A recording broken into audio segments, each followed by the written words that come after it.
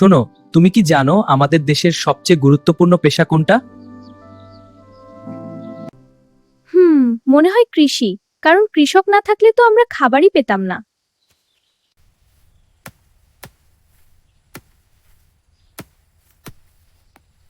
ঠিক বলেছ। কৃষকরা দিনরাত পরিশ্রম করে ধান, গম, সবজি ফলায়, আর আমরা প্রতিদিন সেই খাবার খাই। কিন্তু একটা কথা কি জানো, এখন অনেক তরুণ কৃষিকাজকে ছোট মনে করে। হ্যাঁ, এটা সত্যি। অথচ আধুনিক প্রযুক্তি ব্যবহার করলে কৃষি থেকেও ভালো আয় করা সম্ভব।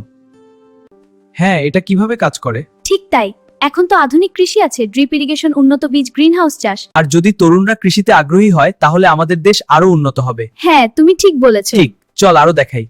কৃষি শুধু খাবারই দেয় না, এটি আমাদের অর্থনীতিরও বড় শক্তি।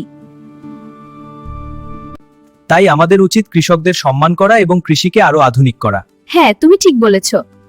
দেখো, এই সিস্টেমে পানি এবং পুষ্টি সরাসরি শিকড়ে পৌঁছায়। ঠিক বলেছ, কারণ একটা কথা সবসময় মনে রাখা দরকার, কৃষি বাঁচলে দেশ বাঁচবে। সবাই একসাথে। কৃষি বাঁচলে দেশ বাঁচবে।